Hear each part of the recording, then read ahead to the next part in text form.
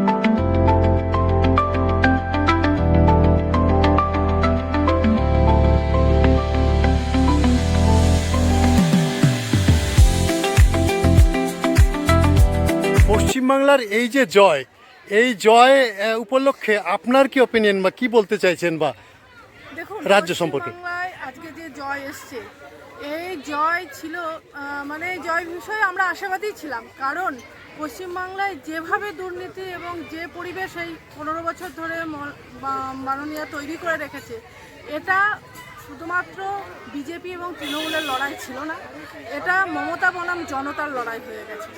সেখানে জনতার জয় হয়েছে। আর পশ্চিমবাংলার মানুষরা আশা রাখছি এবার অন্তত নিষ্কৃতি পাবে।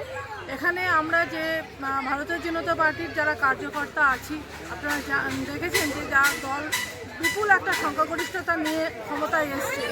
21 সালে আমাদের বহু কার্যকর্তা প্রাণ হারিয়েছে, তারা পরিবার হারিয়েছে, ঘরবাড়ি ভেঙেছে তৃণমূলের দুষ্কৃতীরা। কিন্তু এই বছর যে ক্ষমতায় এসছে, এত অত্যাচার সহ্য করেও আমাদের ভারতীয় জনতা পার্টির কোনো কার্যকর্তা দেখবেন তৃণমূলের উপরে কোনো রকম কোনো আঘাত আনেনি। এটাই আমাদের যে বদল, সেটা বলতে পারেন। বদলাও আমরা বলতে পারেন, ওদের ভাষাতে যেটা বদলা আমাদের ভাষাতে সেই বদলা নয়। আমরা সম্প্রীতির বার্তা একটা দিতে চাইছি। সমাজের বুকে ওদের থেকে আমরা আলাদা, আমরা সমাজের সর্বস্তরের মানুষকে নিয়ে থাকতে চাইছি। সেটা আমাদের রাজ্য সভাপতিও দেখেছেন, বলেছেন যে ধরনের বার্তাগুলো দিয়েছে। তাই আমরা আগামী দিন এখানে সুশাসন প্রতিষ্ঠিত তো হবেই, এবং এখানে মা বোনেরা প্রত্যেকে সম্মান পাবেন, এবং সোনার বাংলা যে আমাদের তৈরি করার যে লক্ষ্য সংকল্প যে আছে, সেটা নিশ্চিতভাবে এবার বাংলায় হবে। এই জয়ের পর কি পরিকল্পনা রয়েছে? এই জয়ের পর পরিকল্পনা দেখুন, এই মাননীয় তো সমস্ত জায়গাতে দুর্নীতি রেখেছে, বিশেষ করে বেকার ছেলে মেয়েদের, শিক্ষিত বেকার ছেলে মেয়েদের দিশাহীন পরিস্থিতি, এবং প্রশাসনিক সব জায়গাতে মানে দুর্নীতির আঁতুর ঘর বানিয়ে রেখে দিয়েছে। সেই জায়গাগুলো থেকে যাতে সেগুলো মানুষের জায়গা হয়, মানুষ যাতে সেখানে পরিষেবা পেতে পারে, সেই দিক থেকে এবং কীভাবে পশ্চিমবাংলাকে উন্নয়ন করা যায় সেটার থেকে আমরা